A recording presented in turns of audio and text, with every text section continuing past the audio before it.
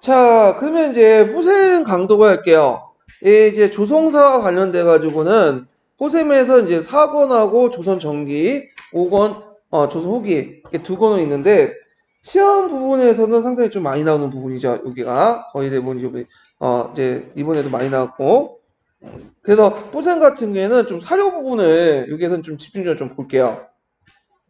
다 보지는 못하고 이제 그 관련된 시험 문제에 나올 것 같은 사료들만 이제 보고 좀 넘어갈게요.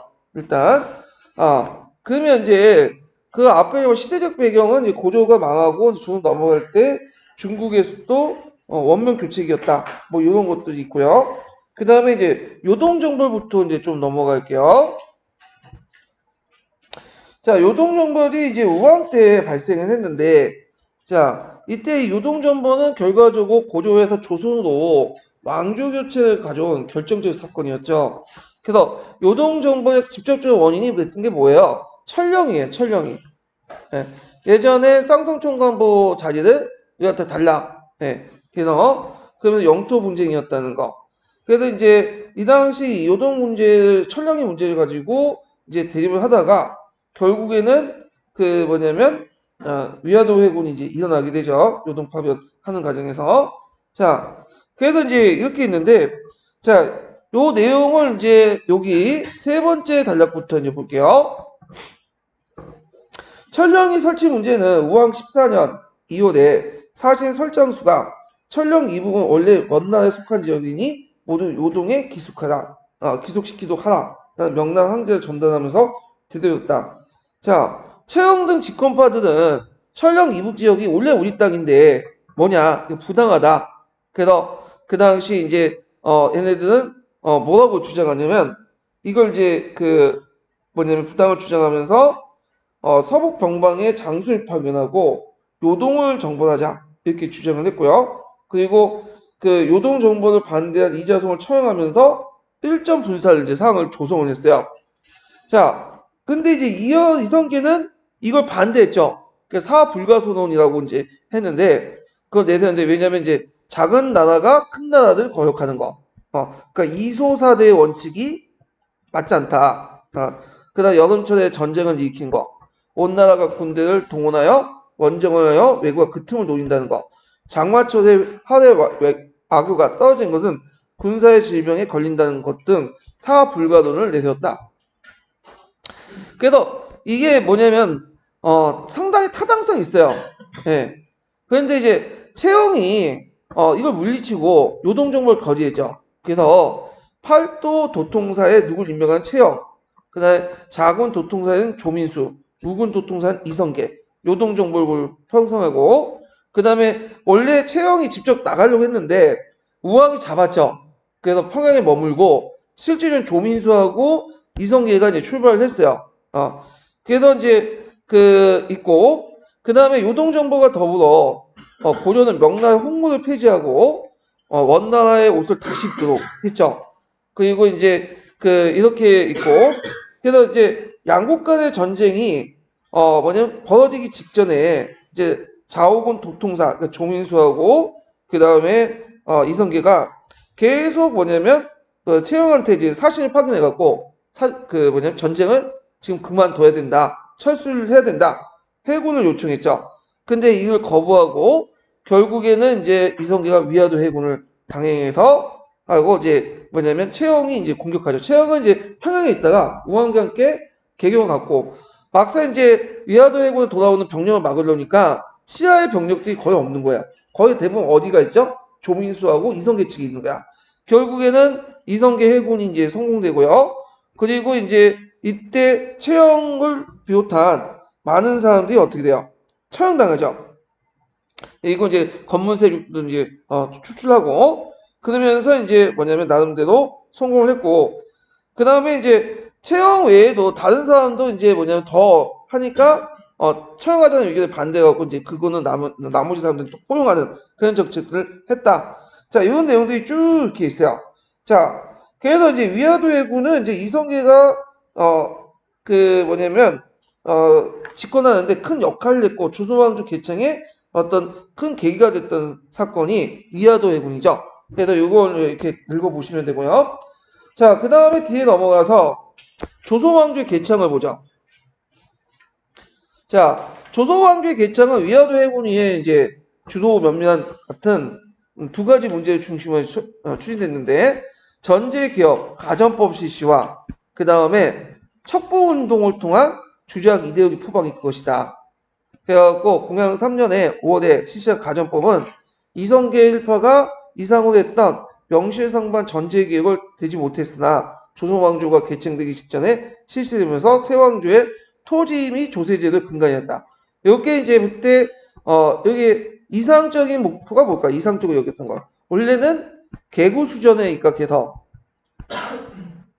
토지를 분배하려고 했죠. 그러니까 수조권을 아예 없애고 소유권조차도 개혁을 없애려고 했어요. 근데 이게 실제로 안 돼요. 예. 그 너무 반대가 크니까 결국엔 수조권 안에서만 했죠. 그것도 사전에 수조권을 이제 재분배하는 식으로. 그렇지만 이제 나름대로 어떤 그 신진사대부의 어떤 경제 기반을 마련해주고 이런 것들을 했다는 데 의미가 있고요. 그래서 이제 가전법 실시를 통해서 검문세족대 토지를 이성계 일파 신진관료들에 재분배되고, 그렇지만 가전법은 주의할 것은 이거는 직역을 짊어진 사람들에게 주는 거야. 그러니까 일반 농민들 대상은 아니에요. 그래서 일반의 농민들의 토지 분배는 제외됐다. 예. 다만 그 농민들이 이제 뭐 경기도 한해서 경작권을 만약 사고 파는 걸 소유권을 토지를 사고 파는 것을 제한을 뒀죠. 토지 매매를. 자, 그 토지 매매를 왜 제한을 두는지 나중에 가전법 할 때 좀 얘기를 하고요. 그는 고려 시기 때 불교가 여러 가지 폐단이 있었잖아요. 특히 사원경제 발달 등등 해가지고. 그러니까 이제 그 당시에 이제 그 등장했던 신진사대부들은, 이 성리학자들은 그 불교계를 비판하기 시작해요. 그래서 이제 나타난 것이 배불론, 더 심한 것이 아예 척불론, 이런 것들을 이제 하게 되는데, 그래서 이제 대표적인 사람이 정몽주, 정도전 이런 사람들이죠. 그래서 이들이 이제 불교 배척 운동을 포방하고 그것이 나중에 이제 숭유 억불 정치의 정치 이념이 되죠. 자, 그 다음에 이성계 일파는 공양한 4년에 최대 정적이었던 정몽주를 제거하고 정권을 장악했다. 그래서 보통 이제 폐가입진이라고 여러분들 아시죠? 폐가입진은 가짜를 폐하고 진짜를 세운다. 그래서 앞에 있었던 우왕과 창왕 등은 이건 신돈의 자식들이다. 그렇기 때문에 진짜인 왕씨 집안을 다시 세워야 된다. 자, 그래서 이제 내세웠던 것이 뭐예요? 공양왕이죠. 공양왕. 그래서 여기 보면 여기까지는 정몽주가 인정했어. 여기까지 협력했는데 이게 좀 잘못된 거예요. 정몽주 등은 폐가입진에 대해서 왕씨였던 이건 명분이 없는 걸 간주했다. 이건 잘못된 거고, 정몽주까지 여기까지 뭐냐면 인정을 했어요. 요건 아마 이색이나 이런 사람들이 이제 한 거고, 이게 포센 상권을 읽어보시면 알아요. 정몽주는 여기까지 동의했지만 무슨 문제 때문에, 윤희 2초 문제 때문에 틀어졌다. 이게 나와 있거든요. 근데 왜 여기는 여기 이렇게 아마 저자가 좀 달라갖고 그런 것 같아. 예, 이거는요. 자, 그렇지만 이제 정몽주가 갈려진 것은 푸셈에서 나왔지만, 상권에 나왔지만 무슨 사건이죠? 윤희 2초 사건을 계기로 해가지고 이게 일종의 조작 사건인데, 그걸 통해서 이제 나머지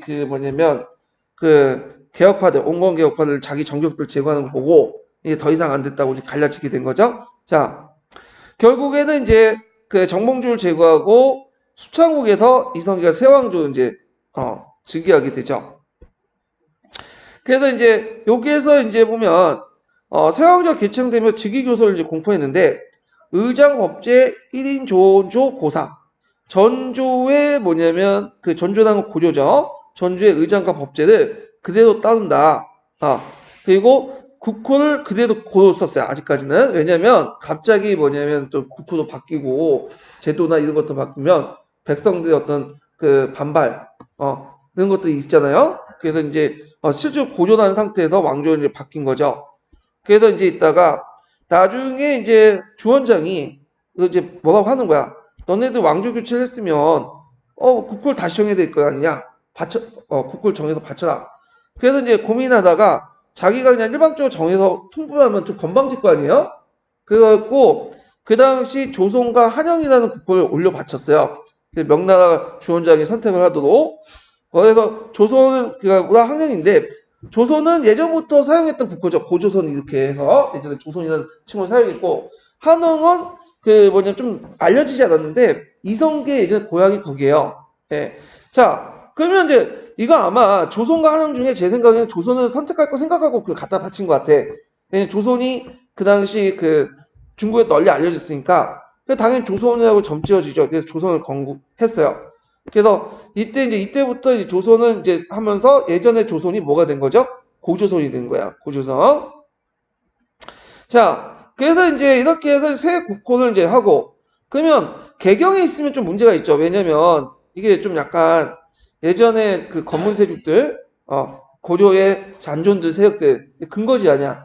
그래서 반대에도 불구하고 이제 이성계가 새로운 도읍을 정하려고 했어요.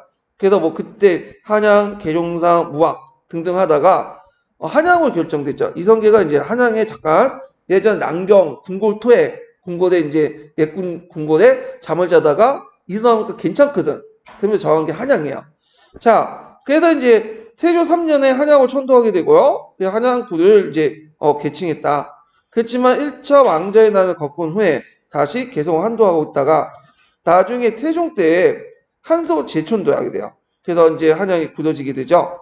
자, 그래서 이제 이렇게 해서 이제 내용이 있고 그 다음에 이게 잠깐만요.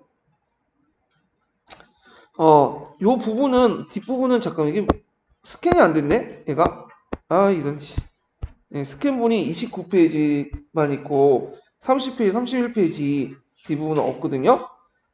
근데 이거는 그냥 뭐와 관련 조선 왕조 개혁의 어떤 그 뭐냐면 요 정도예요. 근대사에 어떤 의의가 있나. 제가 요즘에 뭐 최근에 시험 문제 안 나오니까 건너뛸게요. 이 부분은.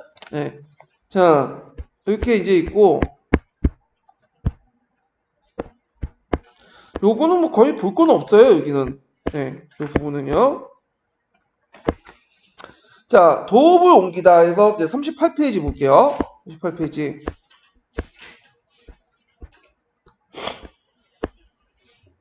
자, 태조 이성계는 그 1392년에 즉위하고 나서 얼마 되지 않아 한양을 도읍할 것을 이제 그 도평의사서에 명령을 하죠. 그래서 이제 이 명령은 참의서와 관련된 걸 보이는데 일단은 이때 이제 그 도평의사서에 명령한 한양을 도읍하기 전에 예전에도 한번 얘기했지만 공양왕 때 한번 그걸 계획한 적 있어. 남경에 이제 한번 수도를 천도를 했는데 그때 이제 뭐냐면 참의선이 돌았죠. 그래서 군신을 폐하고 그 정종이다. 그래서 참의선이 돌아서 이제 그 뭐냐면 여기에서 개경에 있으면 뭐냐면 군신을 폐하는 정종이 날 것이다. 천도를 하려고 했고 그래서 이제 결국에는 옮기려고 했지만 이게 뭐냐면 잘 안 돼서 다시 돌아왔거든요. 예. 그래서 이제 한번 있었어요. 그 내용이. 그래서 요 관련된 내용들이 있었고. 그래서 이제 실제 남경은 예전에도 궁궐이 있었고, 예전에 궁궐 투어가 있었잖아요. 거기 예전 궁궐도 있었고, 확충할 필요가 있었기 때문에 이게 손쉽게 옮길 수 있는 장점이 있었고요. 자, 그래서 이제 이렇게 해서 이제 그 전에 뭐 한양천도 전에 뭐 계룡산이나 무학 등등이 이제 있고 결국에는 이제 한양을 결정됐다. 뭐 이런 내용들이 쭉 있어요. 그래서 요거는 그냥 각자 돌아보시면 될 것 같아요. 그래서 쭉 넘어가서 읽어보시면 될 것 같고요. 자, 그러면 한양천도를 이제 선택을 했던 이유를 이제 쭉 나오는데 우리가 이제 얘기했듯이 풍수지리에서 입각해서 그 선택한 것 같지만 실제 풍수지리에서 아니죠. 풍수지리에서 한 이유가 된 게 아니라 이거는 논의 과정에 있었던 거고 한양천도는 여러 가지 이제 뭐냐면 합리적인 어떤 그 판단에 의해서 결정이 됐다. 예. 그래서 이제 요 내용들은 이제 그 기억을 좀 해두시면 될 것 같아요. 자, 그래서 그 관련된 내용이 뒷부분에 있어요. 잠깐 이게 어디 있나? 예. 그래서 이제 뒷부분에 이런 게 또 있는데 이거 한번 읽어가면서 이제 보죠. 그래서 일단은 그 한양의 천도는 태조 3년 때 1차 천도, 정조 원년 때 2차 천도 이렇게 해갖고 다시 이제 돌아와서 이제 그 태종 그 5년 때 2차 천도 이렇게 나눠볼 수 있는데, 자, 이때 이제 이성계가 한양을 수도 정하고, 그 다음에 그 도평 의사사를 통해서 정식으로 이제 천도를 건의했다. 그래서 이제 대신들 반발을 많았고, 그리고 한양 천도하는 데는 여러 가지 재정적 지원을 했기 때문에 뭔가 공식적인 어떤 절차가 필요했어요. 그래서 도평 의사사의 의결로 이런 식으로 해가지고 이렇게 이제 결정을 했죠.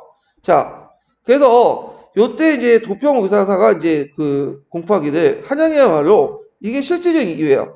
그 앞뒤의 산하가 형세가 빼어나고 사방의 도리가 고르고 배와 수어가 통하니 이곳을 도읍을 정해 후세의 영구토록 전승하면 하늘과 백성의 뜻을 맞을 것이다. 그래갖고 이것이 이제 요 내용이 그 한양천도의 진짜 이유예요. 예, 요것도 교과서에 실려 있죠. 그래서 한양은 산과 강의 형세가 빼어나고 정부의 팔도의 중심지에 자리 잡고 있으며 그 다음에 육로와 수의 교통 요지에 해당하는 점에서 한나라의 수도가 될 만한 조건을 갖췄기 때문에 새 도읍을 결정한 거야. 그래서 이건 풍수 도참 사상이 아니라 뭐에 입각한 거다? 유교적 합리주의 지휘관. 예. 그러니까 만약에 한양에 천도를 한 이유를 쓰쇼. 그렇게 쓰면 풍수 도참, 남경길지서 이렇게 쓰면 안 돼요. 요걸 써야 돼. 예. 그래서 요거는 꼭 기억을 해주세요. 이거 교과서에도 있는 내용이야. 이거는. 자, 그 다음에 이제 뭐 태조 이성계가 이제 한양을 이제 했으면 옮기려면 여러 가지 이제 건물도 만들어야 될 거 아니에요? 종묘 사직도 만들고 그 다음에 궁궐. 그때 궁궐은 어떤 궁궐일까요? 경복궁이죠. 예. 그래서 예전에 그 남경에 있는 궁궐을 바탕으로 해서 더 확장시켰어. 그 다음에 간천과 시가지, 도로터를 정하고 등등 해갖고 기초 작업을 다 하게 돼요. 예. 그리고 이제 한양으로 이제 수도를 옮기게 되고 문을 옮기고 이제 문도 만들고 그래서 방의 명칭도 정하고 요때 궁궐 이름이나 경복궁 이름이나 사대문, 사소문 등등 한양의 명칭들을 정할 때 각종 건물들 명칭할 때 크게 이제 역할을 했던 사람이 누굴까요? 정도전이죠. 정도전. 경복궁이라는 자체도 시경이 한 구절 따가지고 만든 거예요. 예. 그래서 그 정도전이 큰 역할을 했다. 예. 그렇지만 왕자의 난이 일어나고 그 다음에 정종에게 이제 왕위를 물려주고 정종은 한양에 제의가 많다 해가지고 수도인 옛수도인 계경을 한도됐고요. 그리고 이제 태종 때 이제 태종이 즉위하고 나서 그리고 나서 그 태종이 이제 딱 즉위하고 나서 먼저 아버지 찾아갔어. 근데 이성계가 이 태종 별로 안 좋아했지. 예. 그래서 너 언제 한양 옮길 거냐. 그러니까 이제 태종은 원래 개경에 있고 싶었는데 아버지가 와가지고 책을 하니까 자기가 그래도 이제 아버지한테 좀 미안하잖아. 이복 동생도 죽이고 그리고 정통성도 좀 없고 그러니까 아버지의 어떤 그런 신임이 상당히 중요하잖아요. 그래가지고 결국에는 아버지 명을 받아서 한양 한도를 하기로 결정했어요. 예. 근데 이제 개경에 있는 신료들이 반대하지. 여기 무슨 예전에 정경도 일어났고 터도 안 좋은데 왜 거기 가냐. 그냥 여기 눌러놨자. 그리고 심지어는 양경제를 하자. 그래갖고 양경제 수도를 2개로 있죠. 그래서 왔다 갔다 하자. 뭐 이런 논의가 있었는데 근데 이제 그거에서 다 무시하고 결국엔 태종이 명령을 내려. 그럼에도 불구하고 반대의 의견이 또 많았어. 계속. 하류는 무학을 또 주장하고. 무학은 어디예요? 여기 신촌 일대를 말하는 거죠? 예. 하류는 예전부터 그 무학을 되게 좋아했어요. 예. 자, 그럼 등등 해가지고 뭐 이렇게 반대가 많으니까 뭔가 설득을 시켜야 될 거 아니야, 얘네들. 그래가지고 이제 자기 측근들을 데리고 종묘에 들어가고 점을 쳤어. 그래갖고 점을 쳐놓고는 동전을 던져갖고 점을 쳤는데, 그래갖고 이제 결정됐다. 그래서 이제 보니까, 여기 보면 송도, 신도, 무학 중에 제일 기งู판단을 하다 보니까, 그 송도하고 무학은, 1길 2흉이 나오는데, 여기는, 2길 1흉만 나온다. 그래서, 신전에서 종로가 뭐예요? 조상님을 모시는 자리잖아요? 조상들이 그걸 결정했다. 그러면서 한양을 최종적으로 낙인 찍었어요. 여기를 하자고. 근데 거기 들어갔던 사람들이 되게 태종 측근이고, 솔직히 자기들끼리만 아는 거지. 이게 뭐 동전이 어떻게 나온 거지, 동전 점이 어떻게 나오는지 모르잖아. 그러니까 그냥 태조는 이미 그 한양을 정하고 마음을 먹고 있었어요. 근데 다만 다른 사람을 설득시키려고 이렇게 이제 쇼를 벌였다 이렇게 생각을 하시면 돼요. 예. 그래서 이제 이렇게 해가지고 이제 한양이 확정됐다 이렇게 이제 보시면 될 것 같고요. 자, 그래서 이제 있고 그 여기 보면 이제 뭐 한양의 의의가 쭉 있어요. 한양청도의 의의, 한양은 북방계 남방계를 아우는 명실상부한 한민족의 수도인 동시에 국토 한반도의 중심부에 딱 위치했죠. 확고부도한 수도도 정했고요. 그리고 한양청도의 조선 왕조가 마침내 정치적 안정을 찾았다는 또 나름대로 역사적 의의가 있다. 근데 이거는 제 생각에는 저자의 그냥 개인적 의견인 것 같아요. 이거는요. 참조상 보시고. 자, 여기에 있는 사료도 그렇게 볼 건 없어요. 뭐 한양청도와 관련된 내용들인데 굳이 이제 구질구질한 내용들이 있긴 있어요. 근데 그냥 보시면 될 것 같고. 자, 쭉 넘어가서 세 번째 장을 넘어가죠. 건국대전. 요게 되게 중요하죠. 이거는 왕조의 기본법전을 편찬하다. 건국대전 부분은 시험 문제에 2번이 나왔어.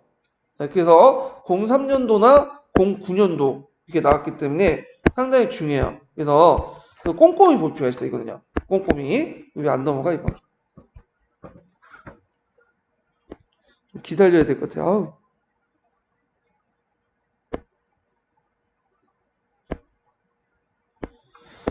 자, 보면 건국대전은 조선왕조의 기본법전이다. 국가 운영의 근간이 된 기본법전이 완성됨으로써 조선왕조는 고려왕조보다 한 단계 중앙집권적 통치체제를 구축할 수 있었다. 그래서 건국대전의 편찬 목적이 중앙집권적 통치체제 구축이에요. 예. 여기에서 이제 이후 속대전, 대전 통보, 대전 회통 이런 것들인데 이것도 외워두셔야겠죠. 예전에 기출문제 나왔기 때문에 속대전은 언제 만들었죠? 영조 때. 대전 통보는 언제 만들었죠? 네, 정종 때. 정조 때. 그 다음에 대전 회통은 언제 만들었죠? 고종 때. 그래서 대전 회통이 예전에 시험문에 나왔죠. 그리고 대전 회통이 좀 구체적인 내용들이 육전 조대를 만들어갖고 이제 보충을 했고요. 그래서 이제 이어졌으나 건국대전의 모 법조는 위상이 지니고 있다. 새로운 법전 편찬에서도 건국대전 법조문이 삭제되지 않고 원형 그대도 존속되었다. 예. 자, 조종 성형 중수주의 이건 이제 그죠? 자, 그러면 법과 입법의 특색을 보자. 조선 시기 때 법원 입법권 누가 가지고 있어요 지금? 입법권은 국왕이 가지고 있죠. 그래서 어떤 입법을 하든 교라는 형태로 명령을 내려요. 교. 이걸 이제 뭐냐면 이걸 교지, 전지 이렇게 얘기하죠. 그래서 보통 그 내용의 경륜에 따라 교지는 의정부 명령하여 중요에 널리 아닌 뜻이고 지역적 세부사항을 전지라고 해요.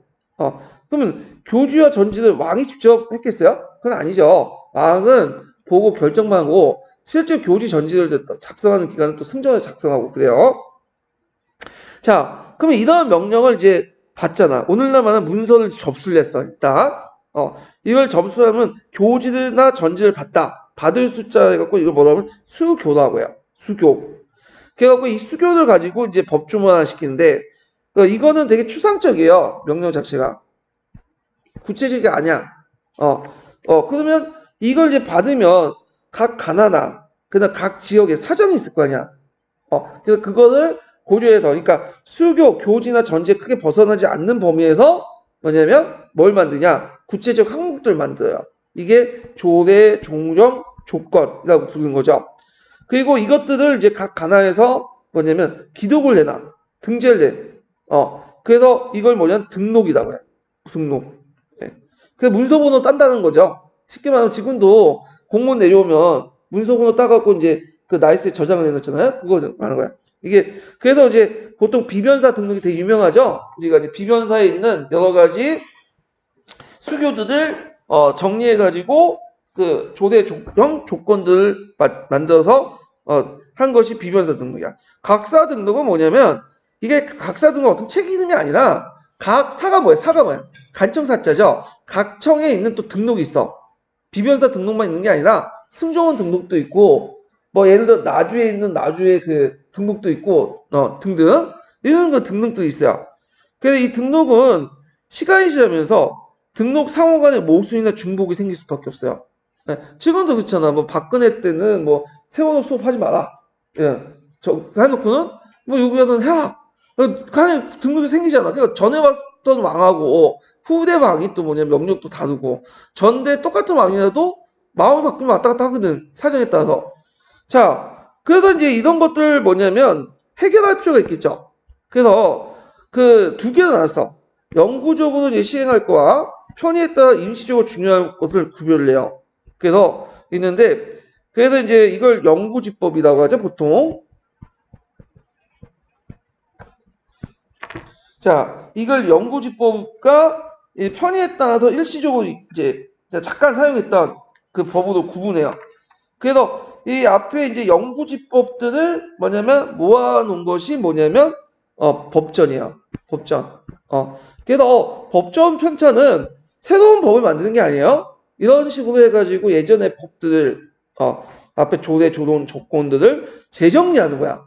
그 중에 두 개로 나눠가지고 영구히 보관할 것을 뭐냐면 건국지법이라고 하는데 또 영구지법, 건국지법인데 그 영국지법과 건국지법들을 뭐냐면 따로 모아서 정리한 것이 법전이다. 이렇게 기억을 해두시면 돼요. 그래서 건국대전, 속대전, 대전통보, 대전해통 이런 것들 예전의 법들을 재정리한 거야. 예. 자, 원래 중국에서는 율영격식이라는 벽구가 있어요. 예. 그래서 율은 제 일단은 여러분들 뭐죠? 이거는 형법이죠. 영은 행정법을 중심으로 한 일반 벽구를 얘기하고요. 격은 뭐죠? 임시법. 식은 시행수칙을 의미하죠. 그 중에 제일 중요한 게 율과 영이에요. 율. 그래서 율은 법률을 어긴 사람을 처벌하고 제지하는 헌법에 해당하는 법률이고, 그래서 이것은 뭐냐면 일단 어겼기 때문에 처벌하기 때문에 이걸 뭐라고 하냐면 이언적인 의미가 있어요. 이언적인. 그리고 이에 반해서 영은 행정명령이나 금지에 해당하는 행정법에 속하죠. 그래서 이것은 영은 미리 못하게 막는 법이 있어. 그래서 이건 뭘까? 미언적인 성격이 있죠. 이게 예전에 한번 개까지 기출에 언급했었어요. 그래서 율은 이언적인 성격이 있고 이미 위반자는 사람 처분하고 행정법 이런 것들 사전에 예방하고 그러면 성리학적 가치관에 입각하면 이 율과 영 중에 어느 게 더 중요시일까요? 성리학적 영을 중요시키죠. 왜? 성리학에서는 교화를 강조하죠. 이 사람이 죄를 지어서 처벌하는 것보다는 죄를 짓지 않게 교화를 시키는 게 목적이야. 그러니까 법 측면에서 볼 때도 율보다는 영을 강조시켜요. 영. 그래서 이제 이렇게 있고 이 때문에 영은 율보다 우선한다고 강조해요. 영의 양. 율은 음이라고 비유하기도 했다. 그렇지만 실질적으로는 율과 영과 율은 보완적인 관계가 있어요. 예. 왜냐면 그 율은 이제 못하도록 하는 거죠. 못하도록 하는데 율이 약하면 어떻게 해요?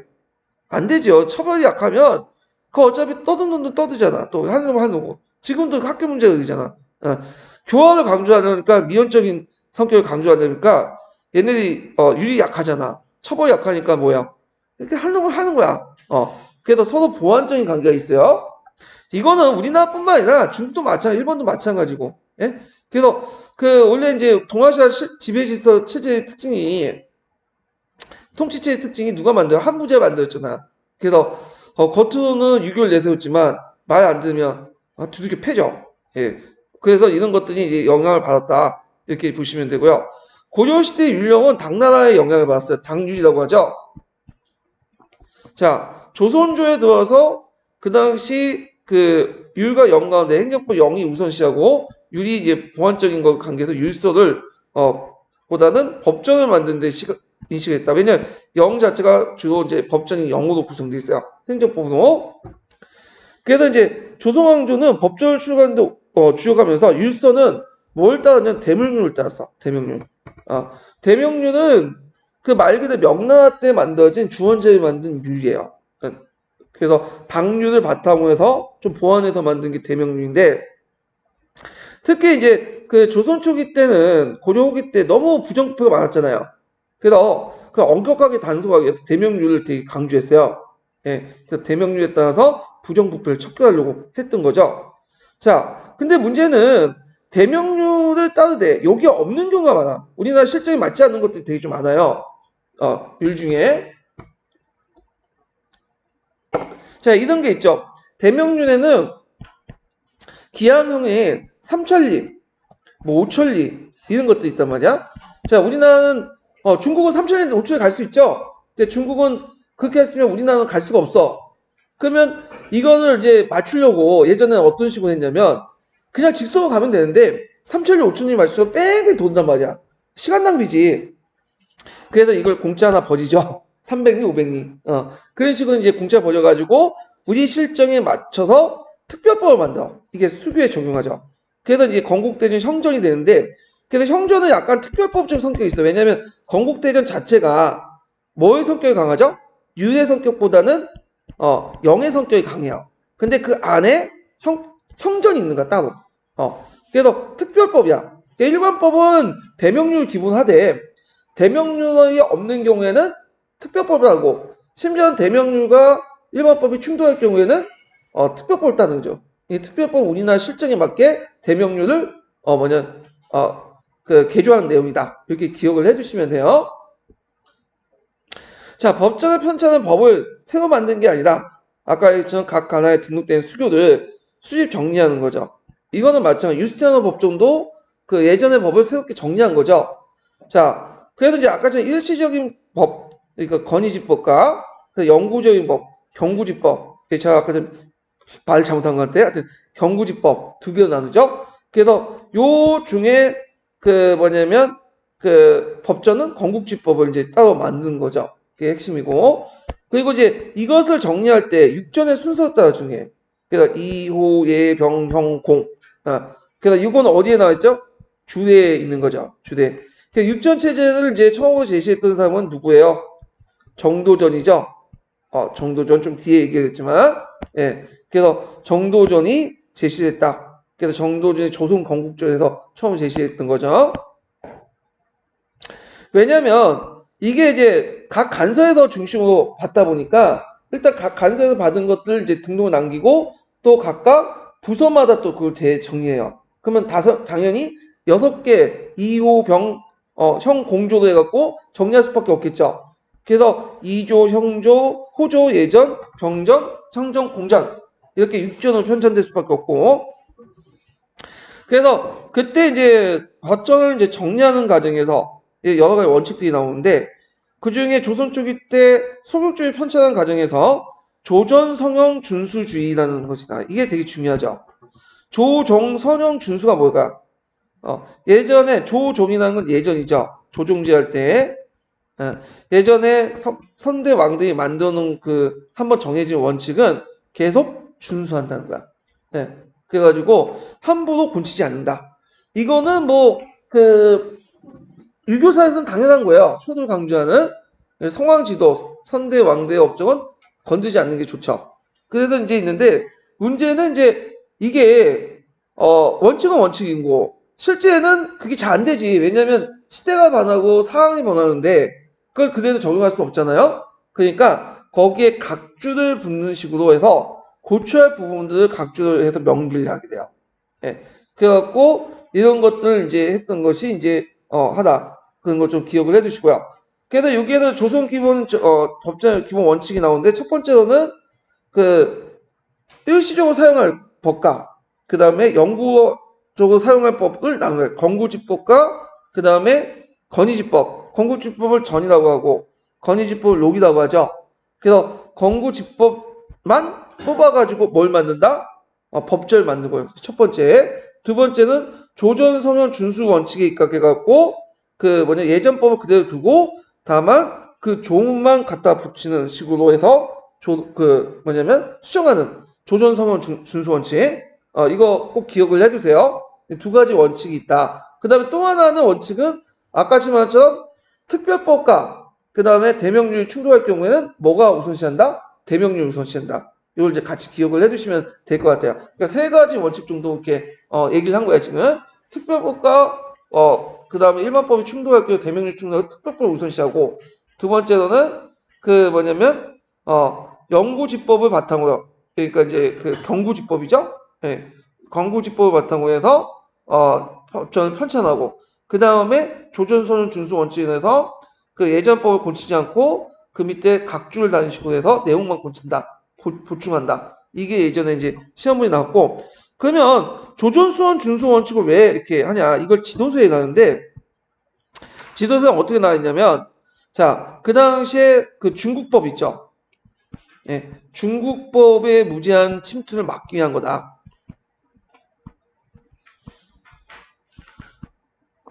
실찰 지도서 할 때도 다시 얘기했지만, 중국의 법을 무제한하게 들어온 거, 우리나라 실정에 맞지 않는 법들을 많이 들어온 것을 방지할 목적에서 이런 것들 했다 이렇게 돼 있더라고요. 조전 성형 준수 원칙. 자, 그러면 이제 여기 보면 이제 건국대전 쭉 나와 있죠. 그래서 건국대전은 성종 때 완성이 됐고, 그 다음에 이에 앞서 갖고 이제 그 법전 역사가 쭉 나와 있어요. 조선 초기 때 그 예전에 시험 문제 나왔던 정도전의 조선건국전 있죠. 조선건국전은 개인이 만든 거예요. 사찬이에요, 사찬. 그래서 실제 실행하진 않았지만 뒤에 조선의 경제 육전에 큰 영향을 주죠. 그래서 이제 뭐 육전체제라든지 이런 것들. 그래서 건국대전 편찬되기 전까지 각종 교지, 수교, 조대를 또 송육전을 만들고, 그리고 송육전 사이에도 조문 사이 중복되가 모순된 내용이 많아 혼란이 있고 체계성이 갖기 어려운 문제점이 발생하니까 새로운 이제 그 종합법전의 필요성을 느껴요. 그래서 이 작업을 언제 때부터 했냐면 세조 때부터 해요. 그래서 세조 때 거의 뭐 한 60, 70% 거의 뭐냐 만들었다고 보시면 돼요. 성종 때 완성했지만, 자, 세조 때 양성지의 건의로서 육전상존서가 만들어지죠. 그래서 먼저 호전과 형전을 편찬하고 나머지 이, 예, 병, 공 이렇게 이제 했는데 세조가 갑작스럽게 죽기 때문에 뭐냐면 거의 중지됐다가 그 후에 이제 국방하다가 또 호조가 형전에 좀 문제가 있다. 그래갖고 그때 또 수정 작업을 계속해요. 그래갖고 뭐 기축년 대전, 신묘년 대전, 갑오년 대전 이렇게 수정 작업을 하다가 마지막 을사년 대전 때 만들어 놓고 이 최종본이 건국대전이 이게 공포된 거죠. 그래서 그 밑에는 건국대전 의의가 쭉 나와 있죠. 읽어보면, 자, 건국대전의 완성 후 법에 입각한 조선시기 때 양반관료체제가 정비가 일단되었다. 아울러 양반관료체제 정비 및 그 시행과 건국대전에 입각한 중앙집권적 통치체제가 상호 포리관계를 유지하고 있었기 때문에 조선 초기에 이와 같은 체제를 대전체제라고 한다. 예. 그래서 건국대전의 의의가 그 밑에 있고, 그 다음에 이것이 이제 이런 건국대전에 의해서 운영된 체제를 건국대전 체제라고 이제 하고 있다. 이걸 얘기하고 있죠. 자, 오늘날 같이 행정법, 민법, 형법의 구분 없이 6개 범주로 구분된 통일법조로서 건국대전 편찬 의의는 여기도 있네요. 예, 여기 왕조 통치의 법적인 기치인 통치규범책이 확립됐다는 점. 요거도 있네. 여기도 일단락 된 것도 있고 여기까지도 의의고, 그다음 여기도 이제 2번 왕조 통치의 법적인 통치규범의 체제가 확립됐던 거. 그 다음에 여기도 있네. 세 번째가 연말서체 고육부 성문화 및 조정 성형함으로써 중국부의 무제한 침투를 방패화지를 구축했던 점. 여기도 있네요. 예. 그래서 그 다음에 네 번째로는 일반법을 중요했던 대명령에 대해 우선 시행할 수 있는 뭐가 만들어졌다? 특별법 형정이 만들어졌다는 거. 예. 이렇게 해서 한 4가지 정도의 의의를 적어놨어요. 이거 외워두셔야 될 것 같아요. 제 생각에는. 자, 이 시기에 이제 법전은 이후 법전을 또 계속 만드는데 이후 법전들은 자질구레한 거야 그냥. 이거 외울 필요까지는 없을 것 같고, 다만 이제 조선 후기 때 이제 사회상의 종합 정리한 여러 가지 개혁 정책들을 이제 정리한 것들이 속대전이야. 이거 시험 문제 예전에 시험 문제 많이 나왔던 건데, 속대전 때는 언제 때 만드냐? 속대전은 영조 때. 영조 때 이거 만들어 놓고 무슨 탐평을 했었죠?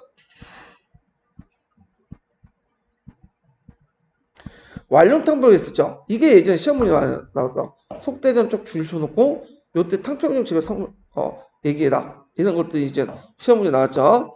그래서 속대전은 조선 전개 건국대전과 쌍벽을 이루는 조선국의 기본 법전이다.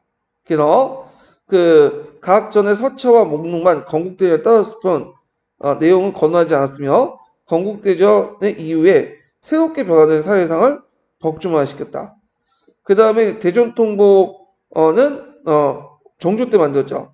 이때 이제 조선서원주의가 이제 또 입각해가 썼는데 이때 아까 건국대전 원이라고 적어놓고 이거 주소 그대로 이제 원문 살리고 속대전을 뭐라고 했죠? 속이라고 하고 그래서 속대전 편찬 이후에 그를 증이라고 했어요. 예. 그래갖고 자기는 이제 그 정조 때는 대전 통보를 맡은 이건 뭐가 되겠어요? 증이 되죠. 증. 예. 그리고 마지막 대정을 통해서 마지막 법전이다. 이렇게 이제 기억을 해두시면 되겠죠. 이와 같이 이제 조선 시기의 경우 법전의 편찬 및 그 집대성은 하나같이 나름대로 새로운 문물 정비와 경장을 도모했던 시기였다. 자, 경장이라는 말 이미 예전에 얘기했죠? 자, 왕조 국가에는 세 시기의 창업, 그 다음에 수성, 그 다음에 경장. 창업은 국가를 건설하는 거고, 그 다음에 수성은 뭘까요? 건설하고 나서 여러 가지 시스템을 만드는 거죠. 근데 이 시스템 자체가 시대에 따라서 뭐냐면, 맞지가 않을 경우가 있죠. 그래서 이걸 뜯어 고치는 게 경장이야. 우리가 이제 그 뭐냐면, 가야금을 조율할 때 우리가 경장이라고 하죠. 조율하는 것처럼 이렇게 하는 것이 경장이다. 그래서 이 세 단계인데 이 경장과 관련된 것이다. 이렇게 보시면 되고요. 자, 거기 이제 잠깐 조선건국전이 있죠. 이 조선건국전 보죠. 자, 정도전이 편찬한 조선왕의 기본 정책을 기록한 책이 조선건국전이에요. 그래서 내용이 여러 가지가 있죠. 국가 정세 기본 것들을 논술을 했고 육전 체제를 내갖고 치부의 정형공인데 이게 나중에 영향을 줬죠. 그리고 이제 이 책에 영향을 줬던 책이 어떤 책이냐? 주대가 있어. 주대. 예, 조선건국전은 주대에 입각한 거야. 개개인이 주대는 개혁 정치를 하거나 어떤 법과 제도를 만들 때 주대를 내요. 주대는 뭐예요? 주대는 원래 예경의 한 편이죠. 예기, 의례, 주대 이렇게 있잖아요. 주나라의 그 주공이 만들어졌다고 하지만 실제 구에 가탁한 내용이라고 이제 보고 있어요. 그래서 이 주대는 유교 경전이지만 어떤 특징을 갖고 있냐면 법가적인 요소가 있어. 그래서 공개념을 강조하고 국가의 간섭 같은 것들 참견을 되게 합리화시키는 그 내용이 있어. 법가적 마인드야. 그래서 이제 이 주례를 바탕으로 뭐냐면 했다. 그래서 정도전은 책을 두 가지가 좋아했어요. 두 책을 맹자와 주례. 맹자는 고려왕조 개길 때 사용했던 거고 주례는 그 왕도 정치 그런 것들 하고 주례는 새로운 제도를 만들 때 조선 왕국을 만들 때 그때 이제 인용했던 책이죠. 자, 뭐 이런 것들 이제 기억을 해주시면 되고. 자, 건국대전 편찬을 보면 아까 말처럼 육전체제로 형성됐다고 했죠. 예. 그래서 이전, 호전, 예전, 병전, 형전, 공전 이런 순서로 됐고 경제 육전과 달리 추상화 일반화될 수 있었고 명실상부한 법전은 명물을 지냈다. 왜냐하면 이게 법전이라는 것이 구체적으로 하면 안 돼. 구체적으로 하면 융통성이 떨어져. 그래서 추상적으로 해야 돼. 그럼 구체적 상황도 누가 판단하는 거야? 그걸 보고 그때 지방관들이 판단하는 거야. 그리고 이게 판례가 많아지면 사례가 많아지면 이게 일종의 법적 그 일종의 규칙이 되는 거죠. 예. 그래서 지금도 법을 보면 헌법이나 법률을 보면 되게 추상적인 것들이 많아요. 근데 해석을 이거 보고 이제 해석을 누가 하는 거죠? 법관들이 하는 거고 그리고 그 밑에 조례나 규범이나 이런 걸 정해서 그 법률에 벗어나지 않는 한도에서 새로운 것들을 만들어내는 거죠. 예. 자, 하여튼 그 이전은 어떻게 했다? 뭐 토지 통치의 기본이 되는 중앙과 지방관제, 관례 종벌, 관례 임명, 사임의 제한, 사령 등 29개 구조로 되어 있고요. 요거까지 외울 필요 없겠죠? 이거는 호조는 뭐 그 호적제도, 토지제도, 조세제도 등등등. 그러니까 이제 경제와 관련된 내용들이 있죠. 거기에 이제 내용 중에 노비매매 이거는 경제활동이죠. 그러니까 호전에 들었고 예전은 과거제도, 조신의 의장, 그다음에 외교 장례, 산장과 모지, 간인 각종 그 공문서, 친족의 범위 등등등 이렇게 있는데 여기 눈여겨볼 게 가족관계 같은 거 오늘 민법사항 있죠? 민법사항 같은 게 예전에도 다뤘다는 걸 이제 볼 수가 있죠. 그다음에 이제 그 교육제도나 이런 것도 예전에도 다루죠. 그래서 이제 있고, 그 다음에 이제 여기 보면 병전은 당연히 군제와 군사와 관련된 내용이죠. 예. 그리고 이제 형전은 대명령에 의한 특별형법으로 형법, 재판, 공사, 노비 등 관한 규정이 판례지로 구성됐고, 노비의 상속에 대한 문제도 이 형전에서 다루고 있어요. 그래서 이런 것들이 이제 좀 약간 특징이다. 그래서 노비의 매매는 호전에 다루고 있는데 좀 보세요. 여기 노비에 관한 상속 분쟁은 또 어디에 다뤄? 형전에 다루죠.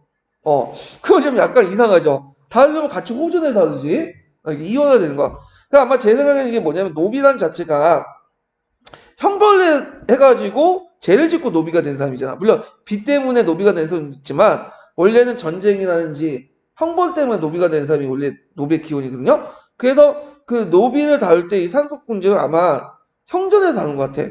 호전이 아니라 뭐 이렇게 있고, 자 공전은 이제 도로, 교당의 교통, 동양역, 식사 같은 이제 이런 것들 이제 하고 이렇게 그러니까 오늘날 말하면 이제 SOC나 뭐 이렇게 만들고 건설하고 그런 것들 이제 관련된 내용이다.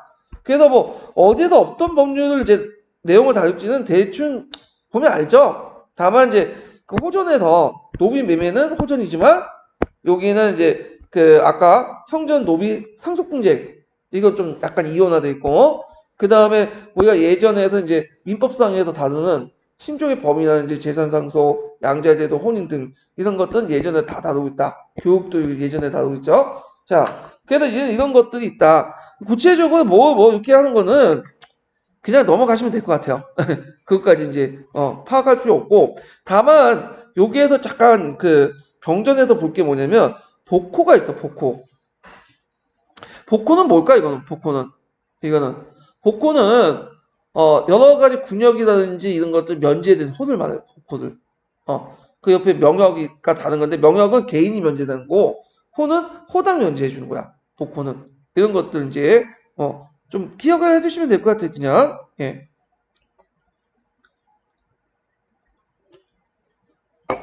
자, 그 다음에 이제 넘어가서 뒤에 이제 관련된 사료 내용을 좀 보고 넘어갈게요. 자, 고조사에 있는 내용인데 요거 꼭 기억해요. 형은 죄를 지은 사람을 징벌하고 법은 죄를 짓기 전에 방지한다. 이거 외워두세요. 이거 예전에 기초 예문에 나왔어. 그래서 형이라는 것은 죄 지은 자를 징벌한다. 이건 어떤 성격이죠? 이원적인 성격이죠. 법이라는 것은 죄를 짓기 전에 방지한다. 이건 뭐죠? 네, 미연적인 성격이고 있죠. 그러니까 형은 유리고 그 다음 법은 뭐가 되겠어요? 영에 해당하죠. 그래서 이게 예전에 객관식 기출문제 분석하신 분도 알겠지만 이 구조이 그대로 예전에 아주 오래된 객관식 기출에 나왔던 거야. 그래서 이거 꼭 기억을 해두시면 되고요. 그래서 죄를 지은 사람은 징벌하여 사람들의 두려움을 알게 하는 것을 죄를 짓기 전에 방지하여 사람들에게 하여금 죄를 피할 줄 알게 하는 것보다 못하다. 그러니까 여기에서는 징벌보다는 피하는 걸 더 중요시 여기죠. 그래서 여기에선 형보다는 뭘 강조했다? 법. 그러니까 율보다는 영을 강조했다. 이걸 이제 기억을 해주시면 되고 고려의 제도는 당의 모방을 받고 형법은 뭘 따랐다? 당률을 따랐다. 예. 그래서 이제 당률 실시 내용을 이제 했고 그 다음에 이제 이것이 나중에 뭐가 기본이 됐죠? 명예 대명률. 원나라 제도를 좀 바꿔가지고 섞여서 만든 것이 대명률이죠. 예. 그래서 이렇게 있다. 당률도 이 중국 사회는 상당히 중요한 얘기죠. 예. 계양률을 바탕으로 해갖고 만든 게 당률이죠. 그래갖고 이제 그 연호에 따라 무덕률, 정관률, 개원률, 영의률 등등등 이런 것들이 이제 있고 그 다음에 영의률을 따로 떼서 당률 소위라고 이제 또 부르게 되죠. 예. 그래서 보통 당률은 이 당률 소위 영의중을 마지막 법정이 영의중을 기준으로 이제 얘기를 하는 거예요. 자, 그 다음에 이제 요거와 관련돼서 이제 정도전의 뭐냐면 얘기죠. 그래서 여기 보면 형률에 대해서 관련된 내용이고 한번 읽어보시면 될 것 같고요. 그 다음에 이제 쭉 넘어가서 제가 뭐 보시냐면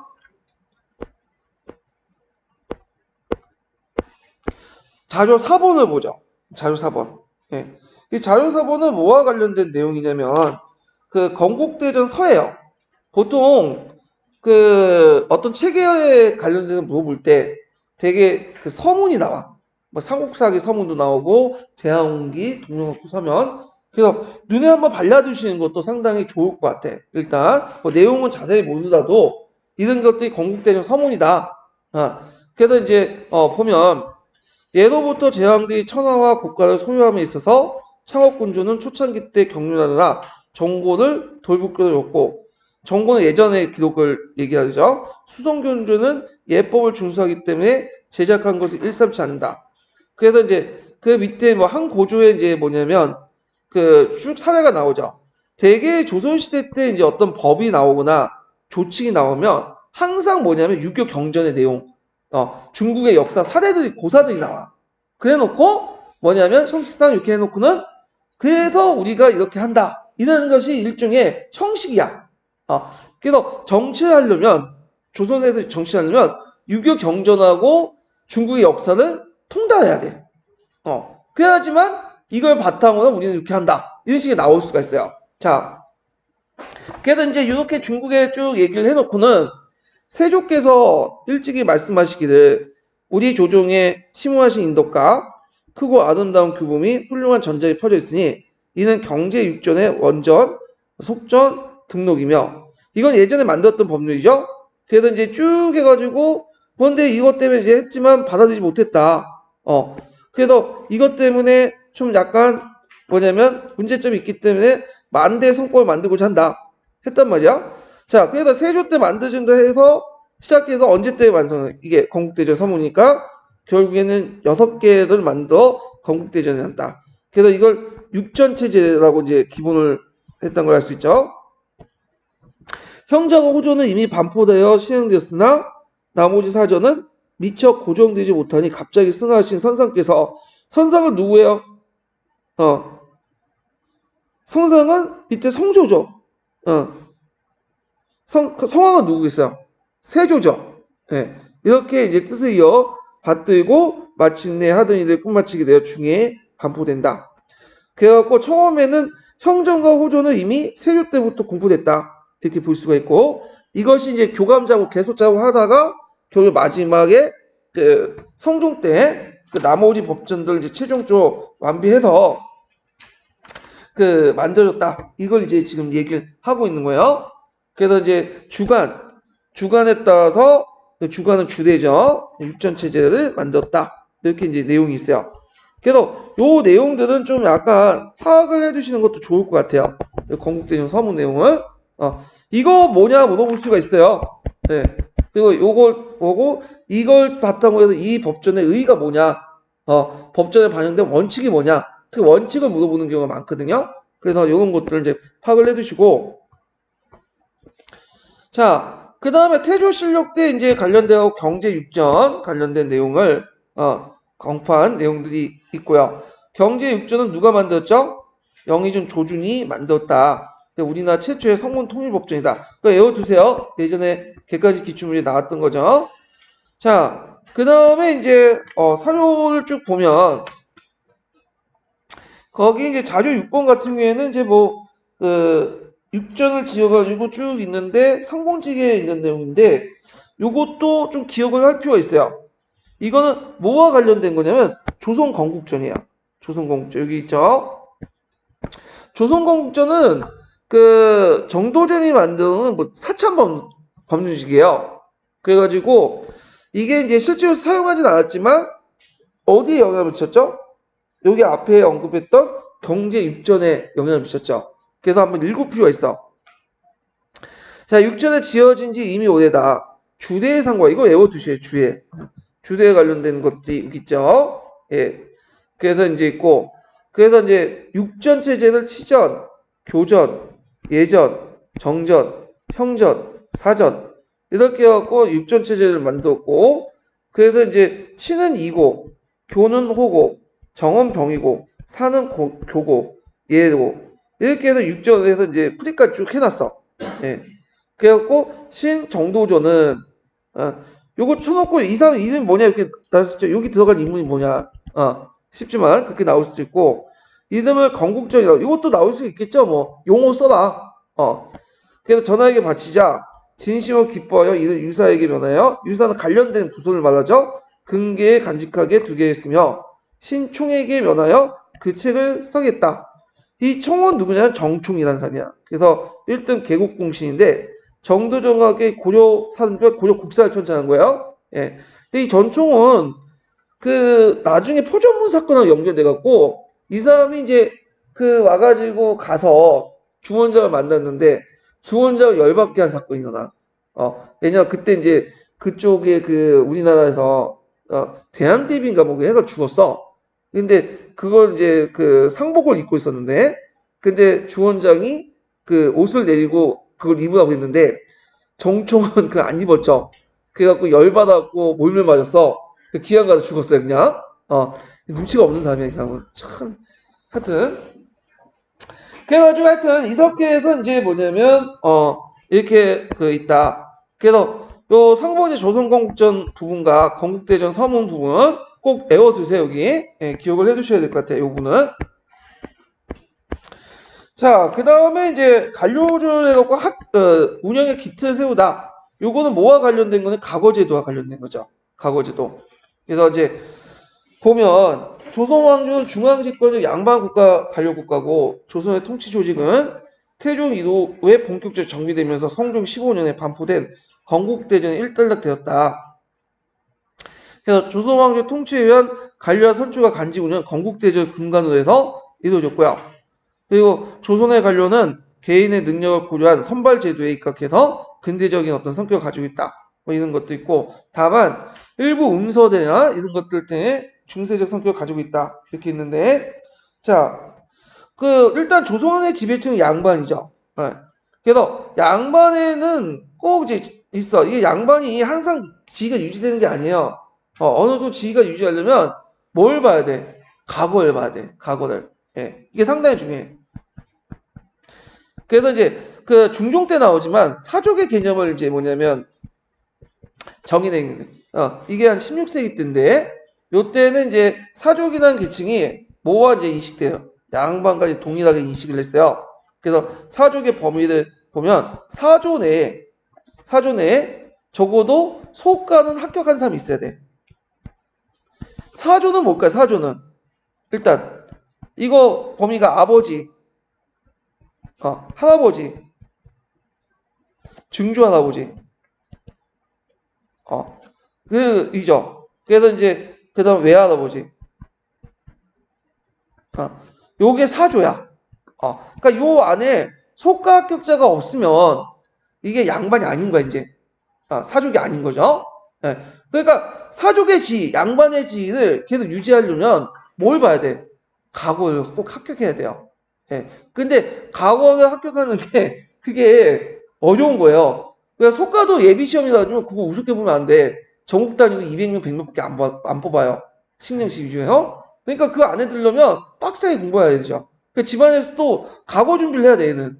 근데 10명 중에 치면 1명 붙을까 말까? 속가도?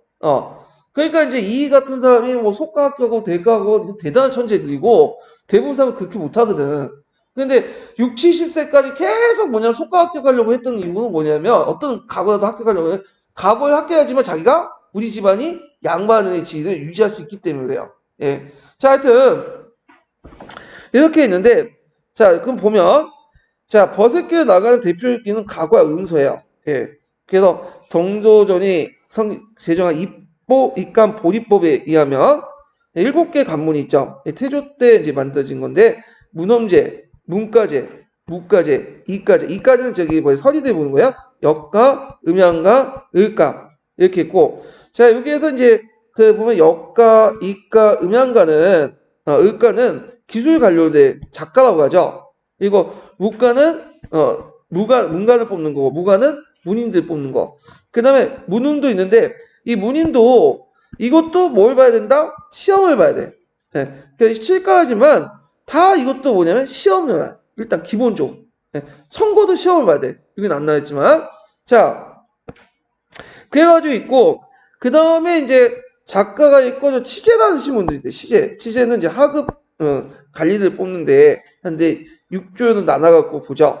그래서 작가 합격자는 사역원, 전의감, 해민석, 감상관, 해당 강사에 인사하고 최고 3품까지 승진할 수 있어요. 예. 그러니까 당상관까지 올라가지 못해요. 당상관 허준 같은 사람이 당상관까지 올라가는데 그 예의적인 거고 기본적으로 한 품이 결정돼 있어. 예. 그래서 대개 이제 작가를 응시하는 사람들은 어떤 사람들일까요? 중인들이죠. 초시, 복시 이렇게 보는 거고. 그 다음에 작가에도 문과도 이렇게 거쳐갖고 3품 이상 승진도 가능했다. 예. 근데 이게 가능하지만 실제로 이게 그 시험을 보기가 좀 힘들어. 예. 중인들이 법제적으로 가능해요. 근데 간행적으로 막아버린 거지. 못 가게. 그래서 이제 이런 것들은 좀 힘들었다. 아주 특별한 경우 아니면 안 된다고 보시면 돼요. 그 다음에 취재라는 걸 아까쯤에 나이가 많아서 과거 응시가 어려운 사람들이 응시했다. 그러니까 우리가 시험 많으면 임용시험 보다가 재수 삼수하고 하다가 그냥 기간제 이렇게 하고, 예. 그래서 뭐 기간제 이제 하다가 뭐 자기 요즘에 기간제 분들이 나이 많은 분들이 나 특별시험 봐달라. 이게 취재인 것 같아. 취재 기원 같아요. 예. 자, 뭐 이렇게 해서 합격하면 뭐 서리, 역승, 도승, 훈도, 교관인데 가끔마다 하급 그 수정직에 들어가는 경우도 있어요. 취재 합격에서. 자, 문홈에 따라서 임직을 받을 수 있는 이제 공신이나 2품 이상의 관료도 이건 5품에서 이제 낮아진 거죠. 그래서 등등등. 그래서 이제 이런 것들은 이제 문홈의 이제 자격인데 이들도 아까 말처럼 그냥 주는 게 아니죠. 뭘 본다고 했죠? 시험을 봐. 그래서 좀 약간 수준이 낮겠죠. 5경과 4서 중에 하나 딱 보고 이에 합격하면 참하관에 해당하는 품계와 간직을 줘요. 그러면 떨어지는 사람도 있다는 거 아니야. 떨어진 사람도 반이 떨어져. 그래서 이제 이때는 충임이라는 예전에 한번 얘기했는데 충임이라는 특수 변종이 있어요. 거기 가서 한 몇 년 동안 일을 해. 생활하면 거기 가서 이제 벼슬을 주는 게 있어요. 가끔씩 하급 벼슬들. 예. 그 음직은 부와 조를 여기만 실직 간품의 고하에 따라 주고 음직은 장자만 원칙적으로 받을 수 있지만 장자가 없을 경우에는 차자나 이렇게 해서 등급을 낮춰서 받을 수 있다. 예. 그래서 부와 조가 사망하거나 간직에 물려나면서 음직을 받을 수 있는 간직이 있었으면 이들 받는데 아무 지장이 없었다. 그 부모와 할아버지가 사망해도 받을 수 있다는 거예요. 그렇지만 고려 시대에 비해서 뭐냐면 그 5품인데 여기는 2품, 3품이죠. 그러니까 범위가 어떻게 돼요? 많이 축소됐다. 이런 것들 알 수가 있죠. 특히 조선 시대는 고려 시대도 과거를 더 중요했지만 더 중요해. 음직 가지고는 높은 자리까지 올라갈 수 없어.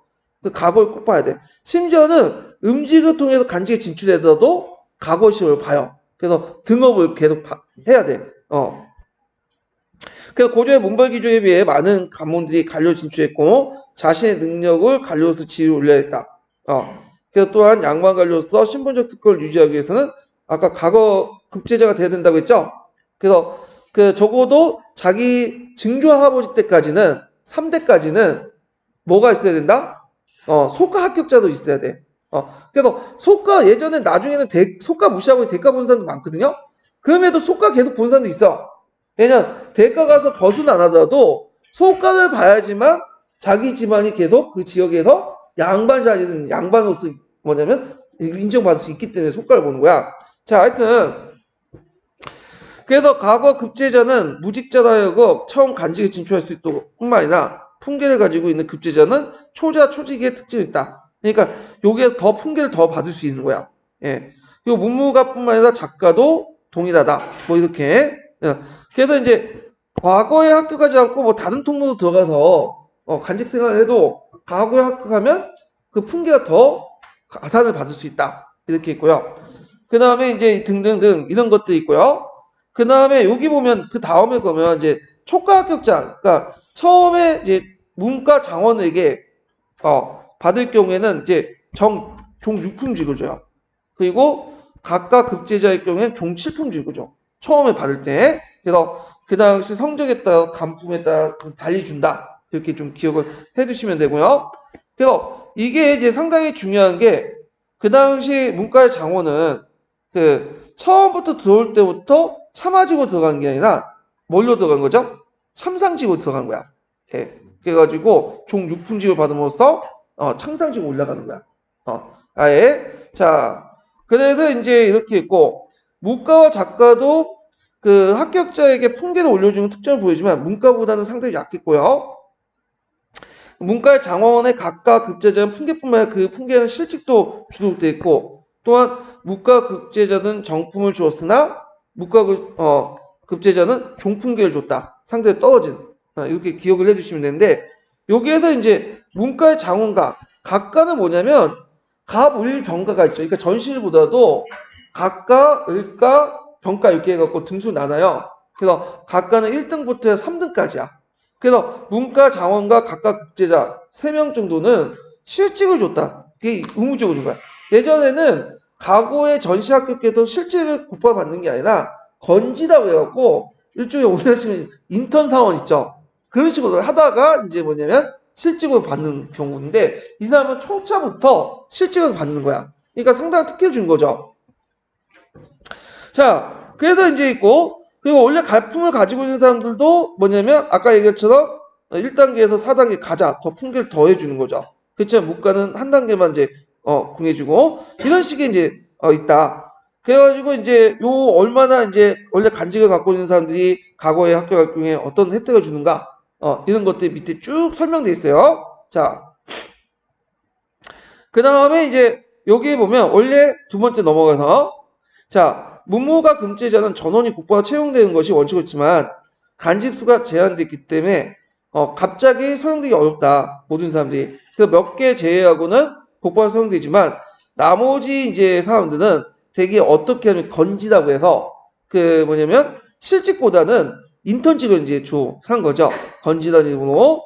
그래서 문과 같은 경우에는 홍문관, 성균관, 그 다음에 승무원, 교수관 이런 것들이 견주를 주고 문과는 훈련, 별시 각각 이렇게 분간을 해서 이렇게 했는데 그 분간한 간서에 분속시키는 제도야. 거기에 가서 한번 일을 해봐라. 그래가지고 이제 이렇게 해서 대기직을 줬다. 그래서 이제 건지로서 분간된 급제자는 특별한 재능이 없거나 문법의 배경이 없는 경우에 진급이 상당히 느리는 경우가 많다.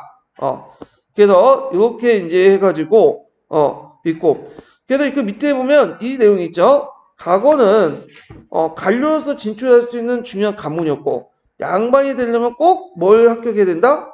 과거에 합격해서 간직을 차지해야 된다. 적어도 뭐는 있어야 돼? 소가 합격자는 있어야 돼. 소가 합격자는. 그래서 거기 이제 사조 단자를 낼 때 가구시험 올 때도 소가 합격자가 있어야지 이제 이름을 가구시험 시죠 볼 수 있다는 그 설도 있어요. 예. 그래갖고 이제 그 이런 것도 있다라는 것 좀 기억을 해주시면 되고. 자, 모든 조선의 관료는 관계 조직은 이제 있다. 그래서 관계 조직, 간품에 따라서 간직을 받아요. 그래서 고려보다 이게 철저해. 여기는 고려도 있지만 그래서 간품과 관계에 따라서 이렇게 있는데 자, 같은 품계에서도 이제 보통 18대 등급을 나누고 또 6품 이상의 각 등급과 또 상하 등급을 나눠요. 그래서 이제 총 한 30개 등급 이렇게 해가지고 나누는데 자, 경계선이 크게 보면 그 3개 기준을 가지고 이제 경계선 나눠요. 첫 번째 기준이 이제 뭐냐면 정삼품 상위와 하위의 기준이죠. 요거에서 상위 기준은 당상간, 하위 기준은 당하간 이렇게 나오죠. 이렇게 두 개. 당상간은 왕의 조회에서 참여해서 정책을 결정할 수 있는 자리야. 그리고 각 부의 장관들은 장은 당상간이야. 근데 당상간 수가 그렇게 많지가 않거든. 그러다 보니까 각 부 장관들을 부서의 장을 겸직하죠. 이게 무슨 제도라고 하죠? 제조제라고 하죠. 제조제. 이런 겸직제가 있었다. 그 다음에 당하관은 두 개로 또 나누죠. 참상관과 창하관으로 나눠요. 예. 그래서 참상관은 조회를 하면 참여는 할 수 있어. 발언권 없어도. 그리고 참상관은 또 뭐냐면 그 수정이 되려면 적어도 참상관은 돼야 돼. 그래야 수정제에 진출할 수 있죠. 그래서 두 번째가 이제 6품하고 7품의 기준이 되는 참상과 참하 이렇게 구분이고요. 그 다음에 4품과 5품의 경계인데 이 4품과 5품은 예전부터 중국에서 이제 나눴던 경계예요. 그래서 무마는 대부와 랑, 그 다음에 무마는 장군과 교위가 구분이 그 선이고 이 4품과 5품의 경계에서 크게 이제 중요한 게 뭐냐면 이거야. 서경권을 가지고 있는 거는 그 뭐냐면 서경권 그 양사 있죠. 사원부 사공고 서경을 받아야 할 권한까지는 그 뭐냐면 그 오품 이하까지는 그렇게 하고, 오품 이상은 사품까지는 사품 올라가면 어떻게 되죠? 이거 왕이 직접 임명해. 예, 교지로서 임명해요. 교지로서. 근데 그 밑에는 그 양사 서경을 꼭 받아야 돼. 근데 그 사품은 서경 안 받고 그냥 임명을 한 거야. 예. 그래갖고 교지도 임명받느냐, 첩지도 임명받느냐에 따라 큰 차이가 있어. 예. 교지는 왕의 명령을 통해서 임명하고, 첩지는 인사 관련된 부서를 거쳐서 서경을 거쳐서 임명받는 거죠. 그 기준이 됐던 것이 사품과 오품의 경계선이다. 이해되시겠죠? 그래서 세 개의 기준을 이렇게 나눠볼 수 있다. 자, 당상관은 조선시대 정치의 입안, 의견의 추요, 중요한 자리의 지도서, 중요한 자리의 요직으로서 국가의 중대사를 결정하는 의결권, 군대 지휘 감독하는 군사권, 인사권, 사관이 될 수 있는 고시권 등등등, 그리고 부하직원을 평가할 수 있는 포평권까지는 정치관료예요. 정무관이죠? 정치관료. 자, 그래서 상품 당상관들은 다 각부의 수장이거나 적어도 세컨드 두 번째 자리에 있는 사람들이죠. 그리고 그 다음에 이제 당상관은 많은 특징이 주어지는데 순자법과 상패에 구애되죠. 순자법은 뭐냐면 진급을 하려면 어떤 요일을 맞춰야 돼. 그러니까 어떤 품에 이제 뭐냐면 근무를 어느 정도 해야지만 진급이 되는데 그런 것도 무시해. 당상관은 상패에도 구애받지 않아요. 그러니까 뭐 내가 있는 부서에 뭐 친척도 있다. 그러면 그 무시해. 그 임명을 받아. 예.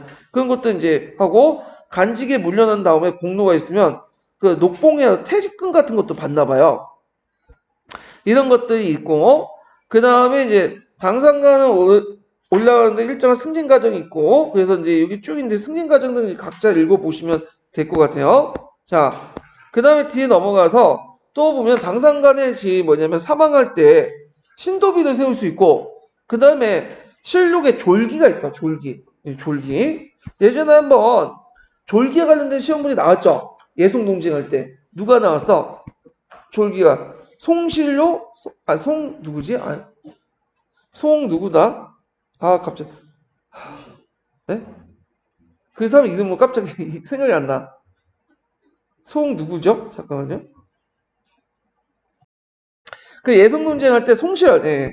송시열인데 송시열이 이제 죽고 나서 거기에 이제 졸기를 써줬잖아. 예. 졸기를 아무나 써주는 게 아니에요. 적어도 당상관이 될 수 있는 사람만 졸기를 쓴 거야. 근데 졸이라는 거는 뭐예요? 보통 유명한 사람들이 죽을 때 졸이라고 하거든. 그래서 죽은 후에 써주는 약간 기록이 있어. 이런 것들 써주고. 자, 그 다음에 참상차와 구분은 조회에 참석할 수 있는 권한이죠. 그래서 이제 그 내용이고 아까 얘기했죠. 목민관 수용을 가려면 적어도 뭐 이상은 돼야 되죠? 참상관 이상은 돼야지만 임명을 할 수 있어요. 그래서 이제 참상관은 국가의 반역이나 부조, 살인과 같은 큰 죄를 저지르지 않는 이상 집적을 뺏지 않고 청상에 앉아서 신문을 받을 수 있고 그 다음에 과거에 응시할 때는 그 응시 원서를 따로 증명하는 그 조계단자가 있어요. 이게 사조를 집어넣어야 돼. 그래서 할아버지, 아버지, 그 다음에 외할아버지, 증조할아버지 이걸 제출하지 않아요. 예, 급제시의 국보에 사용될 수 있고 그 다음에 참상관이 돼서야 이제 비로소 말을 탈 수 있다. 그 외에 이제 참화관인데 이건 하급 실무 관료들이에요. 예. 그 다음에 이제 사품과 오품의 경계선의 대부와 낭으로 이렇게 구분하는 그런 것도 있고 이건 예전에 중국에서 그렇게 구분을 했어요. 그래서 이제 이렇게 이제 보면 직접 사부 이상, 사품 이상의 대부는 강교, 이렇게 해서 교지를 내가지고 내리죠. 근데 그 밑에 있는 오품 이상은 이제 이하는 교첩 형식으로 줘요. 서경권을 받고 내리는 거야. 그래서 이런 식으로 해갖고 구분이 된다. 그래서 사품과 오품의 구분선은 당상과 당하의 구분선 못지않게 고급관료와 하급관료의 경계였다. 이렇게 이제 있고요. 그 다음에 이제 조선왕조의 특징은 이제 뭐냐면, 고려시대보다 관료제 성격이 되게 강하다고 했죠. 그래갖고 뭐 순자법, 상피제 등등등 여러 이제 뭐냐면 제도 장치가 있어. 예. 그것은 좀 쉬었다가 이제 할게요.